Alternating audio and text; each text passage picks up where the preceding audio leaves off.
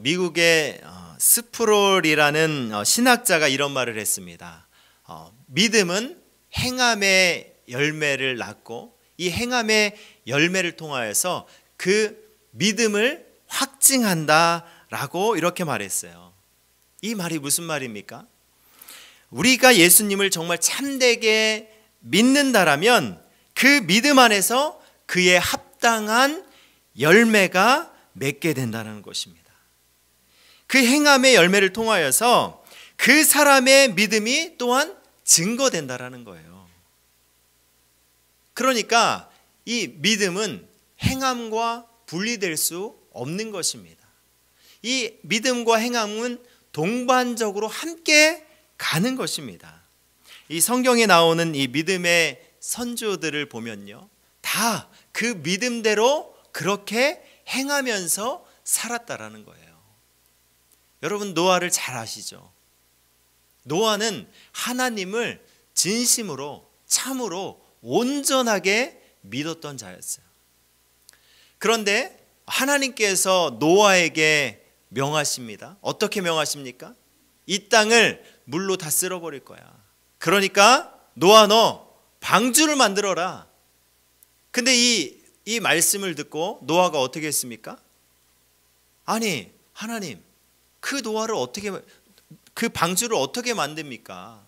그 말이 됩니까? 지금 하늘에 비도 안 오는데. 이렇게 하지 않았어요. 하나님의 말씀에 전적으로 순종하여서요, 바로 방주를 만들기 시작했습니다. 노아가 하나님을 믿지 않았다면 그렇게 행하지 아니했을 거예요. 이 방주의 크기가요, 길이가 137m예요. 넓이가 23m입니다. 높이가 14m예요. 그리고 이 나무가 3겹으로 해서 만들어야 됩니다. 이것을 하나님의 말씀을 믿지 않고서는 할 수가 없는 것입니다. 우리는 이 노아의 행함을 통하여서, 그의 삶을 통하여서 우리는 그가 진정으로 하나님을 믿었구나 라고 그렇게 정확하게 입증되었어요. 그렇게 알 수가 있는 것입니다. 여러분, 참된 믿음은 하나님을 따르는 행함을 동반하는 거예요. 이 믿음과 행함은 대립되는 것이 결코 아닙니다. 반드시 함께 동반합니다. 오늘 이 본문은요, 13절로 되어 있어요. 13절 말씀입니다. 야고보서 2장 14절부터 26절까지 13절의 총 말씀이에요. 근데 이 말씀에, 오늘 본문에 행함이라는 단어가 몇 번 나오는지 아십니까? 13절 중에 12번이 이 행함이라는 단어가 나옵니다. 야고보는 왜 그렇게 행함을 강조했을까요? 그 이유는요, 그 당시에 그 유대인들이, 많은 유대인들이 예수 그리스도를 믿는 그 신앙은 있는데 삶에서 그 믿음대로 살지 않았다라는 거예요. 그냥 종교인으로 형식적으로 살아가는 사람들이 많았습니다. 이런 사람들에게 전하는 메시지가 바로 이 야고보서예요. 참된 믿음을 갖고 있다면 주님을 따르는 행함이 있는 삶을 살아가라고 그렇게 야고보서는 강조합니다. 그런데 갈라디아서를 보면 어떻습니까? 갈라디아서를 보면요, 바울이 오직 믿음만을 강조해요. 오직 믿음만을 강조하는 거예요. 그러면 이 야고보서에서 말하는 행함을 강조하는 것과 여러분 대조되는 것입니까? 아니에요. 서로 이 중요한 부분을 강조하고 있는 것입니다. 바울이 왜 오직 믿음을 강조했습니까? 이 갈라디아 교회에 유대인들이 침투해 들어왔어요. 그들이 이 갈라디오 성도들을 이렇게 현혹합니다. 믿음 중요해. 예수를 믿는 믿음도 중요하지만 거기에 율법을 지켜야 되고 또 거기에 할례를 행해야 돼. 그렇게 해야 진짜 믿음이 되는 거야. 그래야 구원받을 수 있어. 이렇게 현혹했어요. 이렇게 오염됐습니다. 복음이 오염됐어요. 그것을 이 바울이 아니다. 오직 믿음으로 구원받을 수 있다라고 그렇게 강조하는 것이 바로 갈라디아서입니다. 우리의 행위로 우리 하나님을 만족시킬 수가 없습니다. 우리의 행위로 구원을 받을 수가 없는 거예요. 우리는 오직 예수 그리스도를 믿는 믿음으로 구원받습니다. 아멘. 바울은 이 구원의 근거에 대해서 강조하고 있는 거예요. 그 구원의 근거가 무엇입니까? 바로 그 구원의 근거가 믿음이라는 거예요. 그 믿음을 통하여서 구원받을 수 있다라는 것입니다. 그렇다면 오늘 본문의 야고보가 강조하는 것은 무엇입니까? 그 구원의 증거예요. 구원의 증거에 대해서 말하고 있습니다.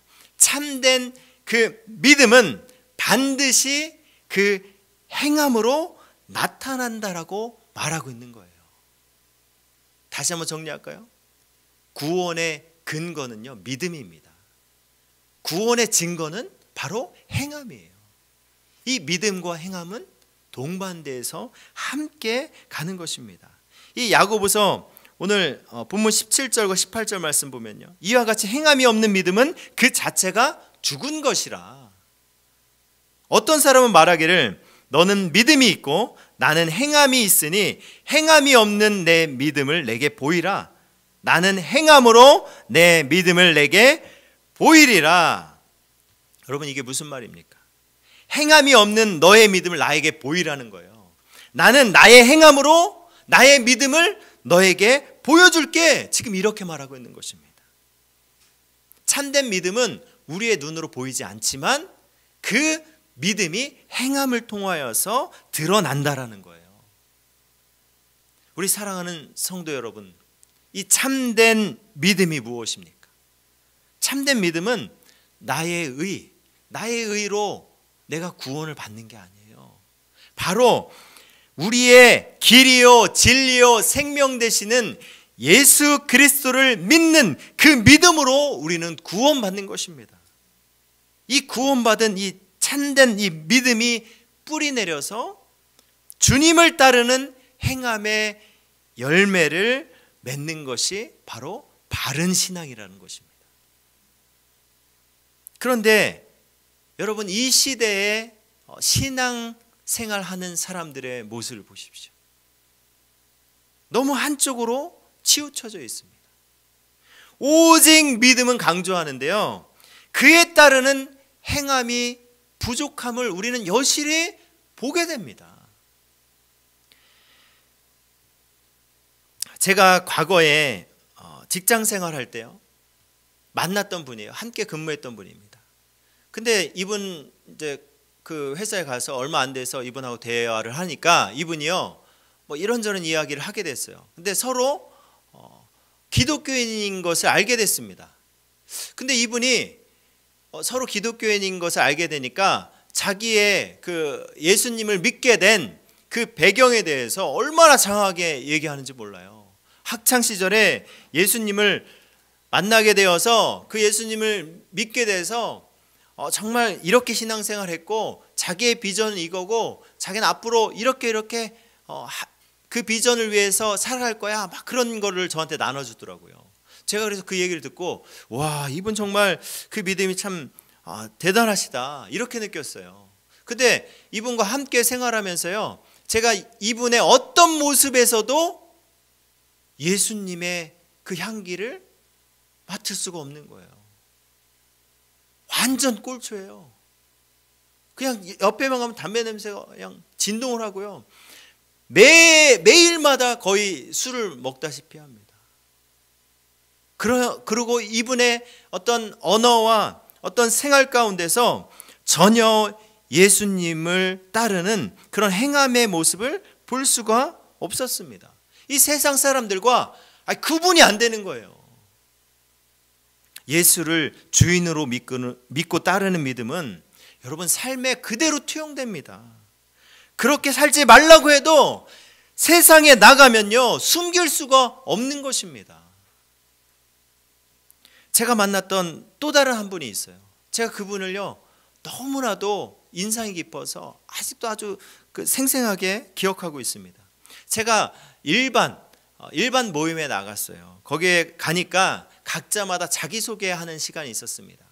이렇게 삥 둘러 앉아서 자기소개를 하는데요, 한 여자분이 이렇게 얘기하는 거예요.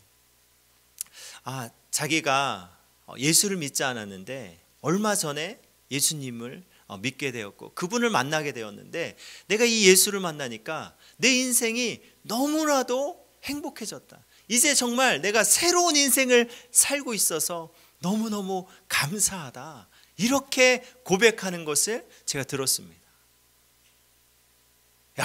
그 예수 믿지 않는 사람들이 모여있는 그 모임에 가서 그 예수님을요, 자기가 만난 예수님을 그렇게 증거하는 거예요.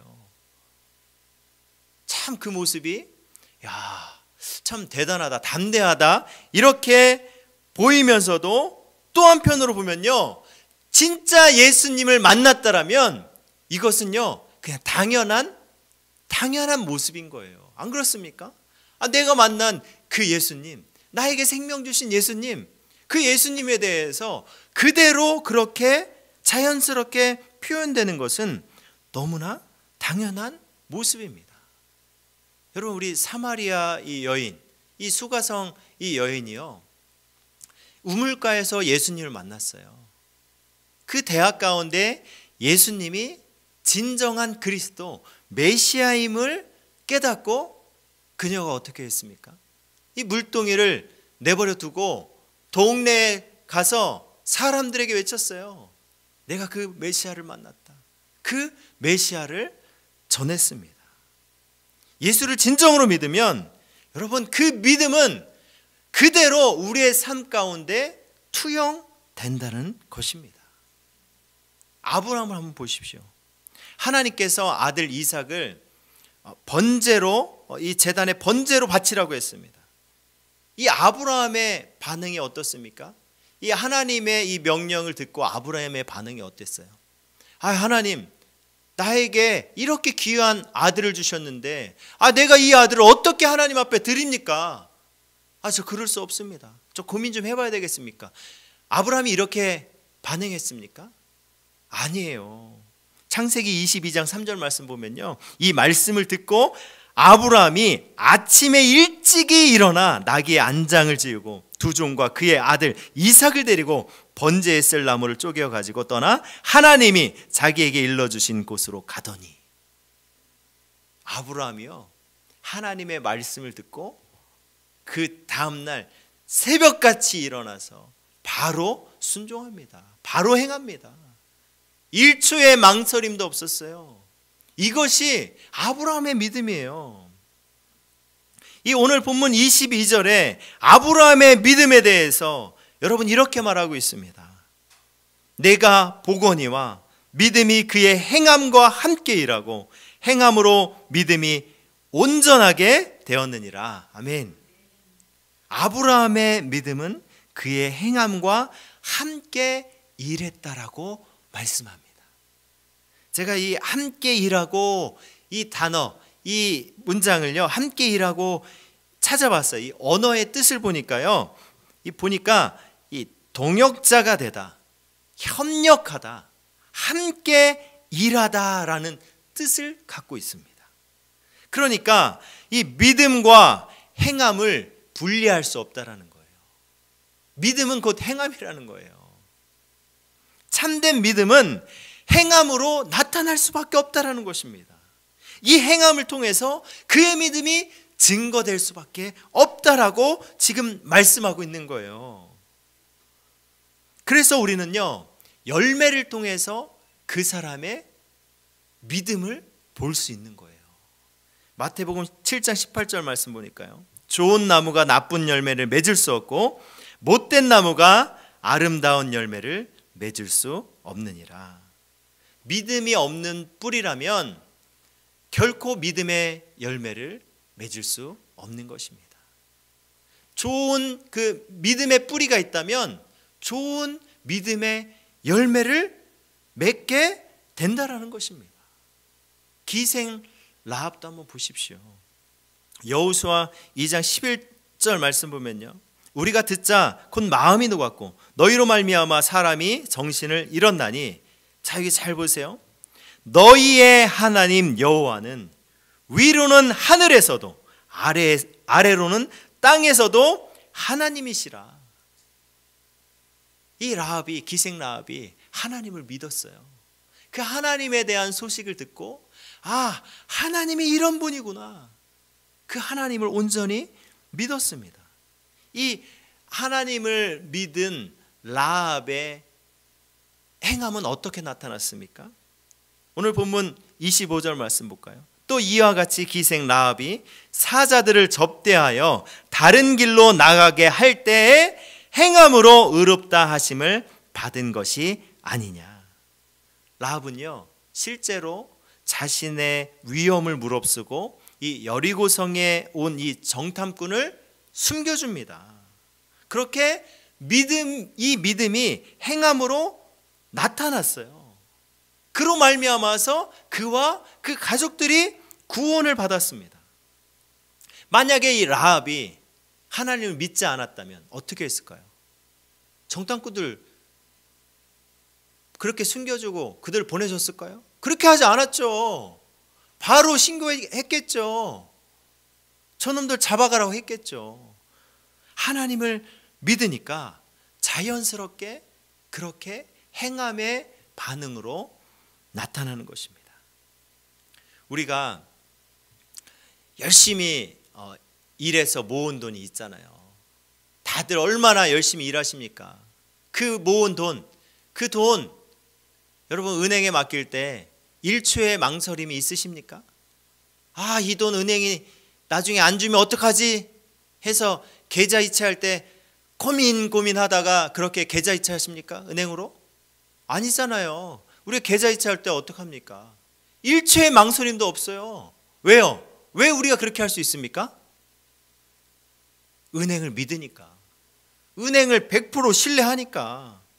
은행에서 내 돈을 줄 것을 확신하니까 내가 은행에 돈을 맡길 수 있는 것입니다. 작년에 이 새마을금고에 그 뱅크런 사태가 일어났습니다.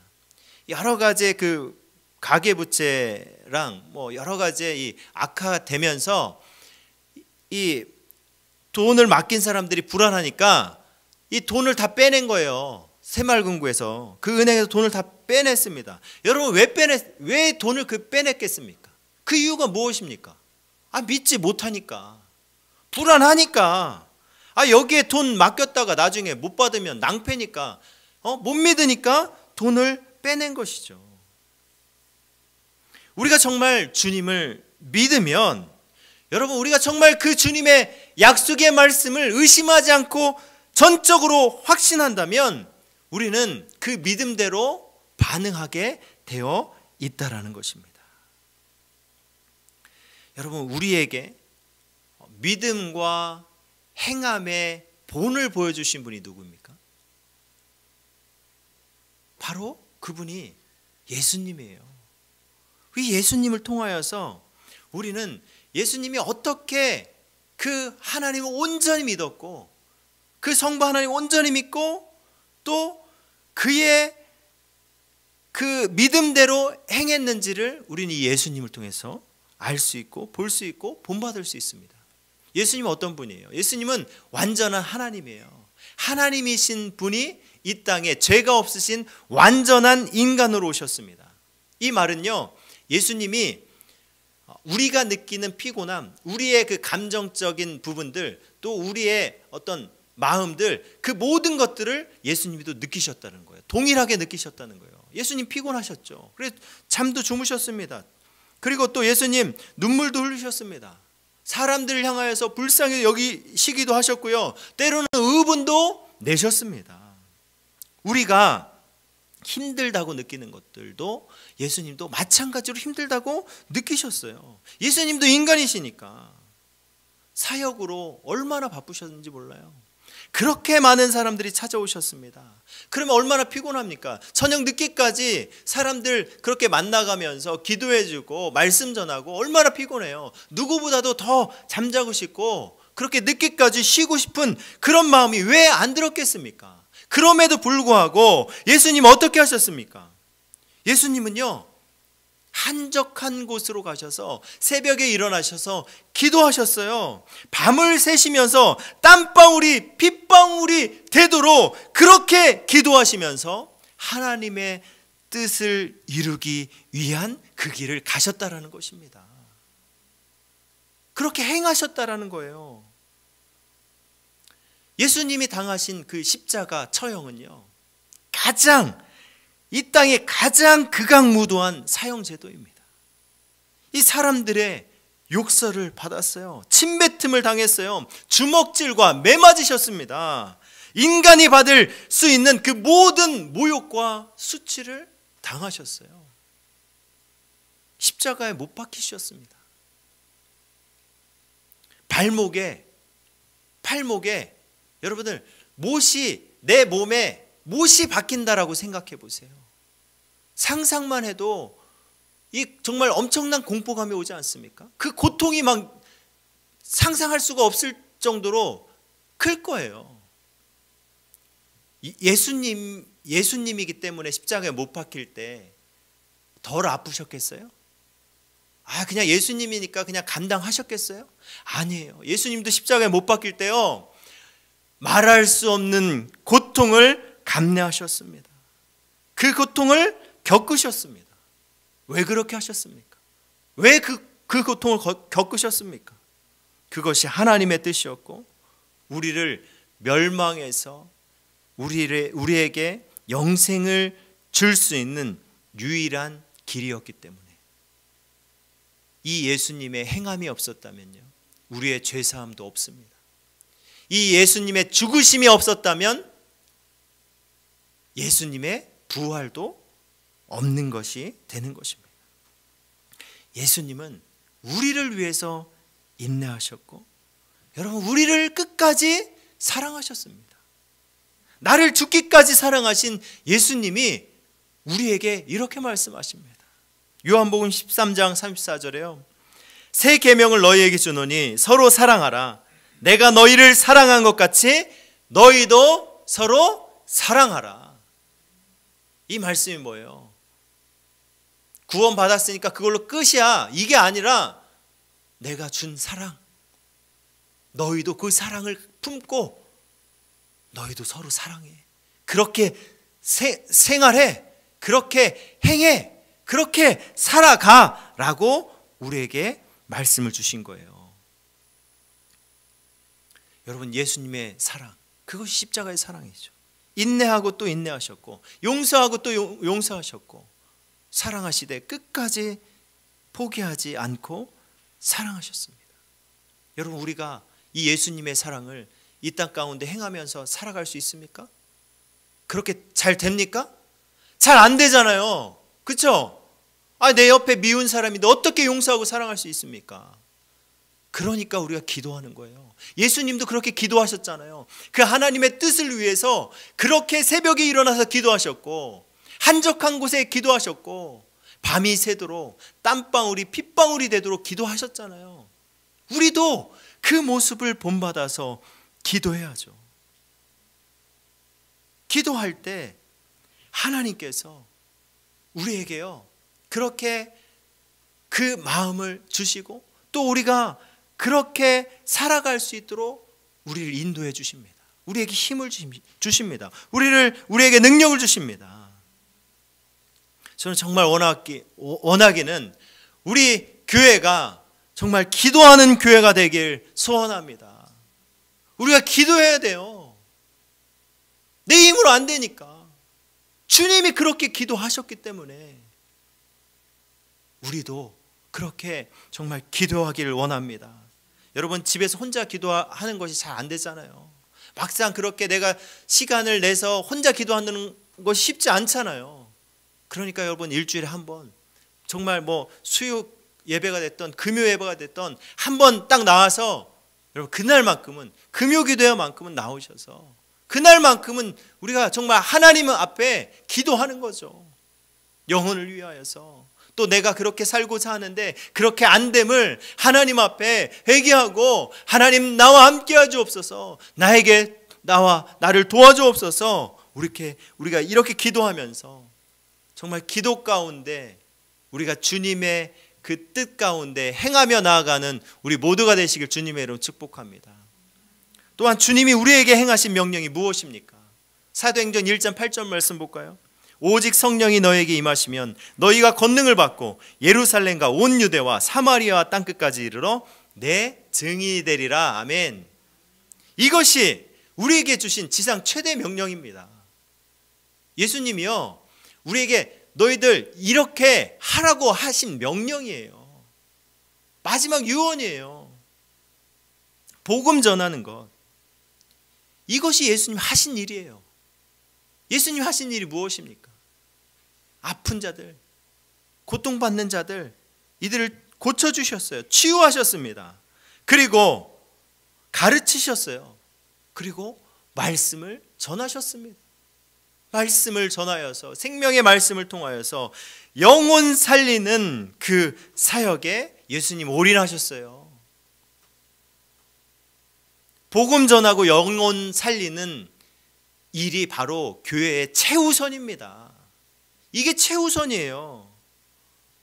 전도하고 싶은데 도저히 씨알도 안 먹힐 것 같고 어떻게 말해야 될지도 모르겠고, 여러분 이런 생각이 드시죠?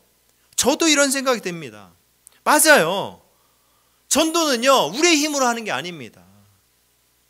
영혼을 놓고 우리가 먼저 기도해야죠. 그거부터 시작하는 거예요. 그거부터 바로 그 행함이 시작되는 것입니다. 구원의 은혜를 누가 주십니까? 내가 열심히 해서 그 구원을 쟁취해야지, 내가 따내는 겁니까? 내가 내 옆에 있는 영혼을 위해서 기도할 때 그 영혼이 열심히 하면 그 구원을 받는 것입니까? 아니에요. 100% 구원은 하나님의 은혜입니다. 그러니까 우리가 생명의 주인 되신 하나님께 기도하는 거죠. 그 영혼을 위해서 기도하는 거죠. 내가 된다 안 된다가 아니라 그 하나님께 우린 기도하는 것입니다. 우리 주변에 복음을 들어야 할 사람들이 여러분 한두 명입니까? 내 가족 중에 믿지 않는 사람들이 있잖아요. 내 주변 사람들 중에 낙심한 사람들 얼마나 많이 있습니까? 그런 사람들을 위해서 주님이 우리에게 주신 그 명령, 우리가 순종함으로 기도하는 것입니다. 작정하는 거예요. 그 영혼을 위해서 작정하고 그 영혼을 위해서 기도하는 것입니다. 그렇게 기도할 때요, 하나님은요 상황을 열어주십니다. 지혜를 주십니다. 또 복음을 전할 수 있도록 그렇게 기회를 만들어주시고 마음에 감동을 주셔서 영혼이 주님께 돌아오는 역사가 나타나는 것입니다. 내 힘으로 할 수 있는 것이 아니에요. 주님이 이 일들을 위하여서 우리에게 약속의 말씀을 주셨어요. 마태복음 28장 19절 20절 말씀 볼까요? 그러므로 너희는 가서 모든 민족을 제자로 삼아 아버지와 아들과 성령의 이름으로 세례를 베풀고 내가 너희에게 분부한 모든 것을 가르쳐 지키게 하라. 볼지어다 내가 세상 끝날까지 너희와 항상 함께 있으리라. 아멘. 함께 하시겠다라고 약속하셨습니다. 주님이 우리를 외면하지 않고 우리와 함께 하십니다. 제가요 목회를 한 30년 넘게 하신 분들, 그분들의 고백들이 좀 이렇게 일치되는 것이 있습니다. 그게 일치되는 게 뭐냐면요, 자신은 그냥 예수님 흉내라도 내려고 했대요. 그렇게 흉내라도 내려고 하니까 놀랍게 주님이 함께 하시며 수많은 그 열매를 맺게 하셨다라는 고백을 저는 자주 들었습니다. 우리가 예수님을 온전히 믿고 부족하지만 우리가 그분을 본받아 정말 흉내라도 내면서 그렇게 살려고 할 때 하나님은요 우리와 함께 하시고 우리를 인도하시며 우리를 끌어주시고 우리를 밀어주셔서 주님께서 도우셔서 우리를 통하여 열매 맺게 하신다라는 것입니다. 그러니까 여러분, 우리가 자주 넘어지고 자주 자빠질지라도 내게 나와 우리와 함께 하시는 그 예수님을 믿고 그분을 본받아서 살아가는 거예요. 그렇게 흉내나라도 내면서 나아갈 때 주님이 열매 맺게 하십니다. 우리의 행함을 완성하시는 분이 바로 주님이에요. 상황에 따라서, 환경에 따라서 흔들리지 말고 변함없으신 그 주님을 우리가 바라보고 그 주님을 온전히 참된 믿음을 갖고 그 주님을 따라 행할 때 주님이 이루시고 주님이 우리와 함께 하시며 놀라운 열매를 맺게 하실 것입니다. 우리 사랑하는 성도님들, 그 참된 믿음으로 행함의 열매를 맺어가는 우리 동산의 가족들 되시길 주님의 이름으로 축복합니다. 아멘. 이제 말씀을 좀 정리하고자 합니다. 오늘 이 말씀을 준비하면서요, 저는 좀 정말 마음 가운데 찔림과 회개가 있었습니다. 왜 그렇습니까? 그렇게 행함으로 살지 못하는 나의 모습을 보게 되기 때문입니다. 여러분, 아까 말씀드렸듯이 은행에 돈 맡길 때 여러분 1초라도 망설이십니까? 고민하십니까? 1초의 망설임도 없이 은행에 돈을 맡깁니다. 우리가 하나님 말씀 앞에 설 때는 어떻습니까? 하나님 말씀 앞에 설 때는 어때요? 그때는요, 나의 현실을 바라보게 되고 나의 상황을 바라보면서 그 환경에, 상황에 함몰되어서 주님을 바라봐야 하는데, 주님의 말씀을 붙잡아야 하는데, 그 믿음으로 살아가야 하는데 너무나 쉽게 무너지는 우리의 모습을 보게 됩니다.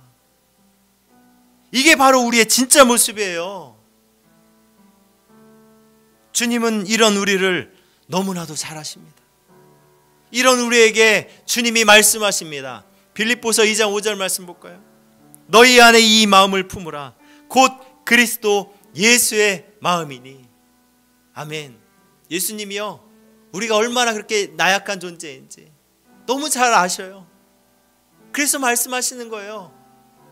다른 거 품지 마. 다른 거 바라보지 마. 나를 품어. 나를 붙들어. 나를 생각해. 내가 너를 위하여 십자가에 못 박혀 죽었고, 내가 너를 죽기까지 사랑했고, 내가 너와 함께 할 거야. 이 주님을 바라보라는 것입니다. 이 주님을 품으라는 것입니다. 우리가 이 주님과 함께 할 때요, 우리에게 용기를 주시고 우리를 담대하게 하시고 우리가 그 주님을 본받아 나아갈 때 주님께서 우리를 통하여서 열매 맺게 하신다라는 것입니다. 우리 주님을 품읍시다. 주님을 붙잡읍시다. 그 주님을 바라보면서 주님을 본받아 이 땅에서 행함의 열매를 맺는 우리 동산의 가족들 되시길 주님의 이름으로 축복합니다.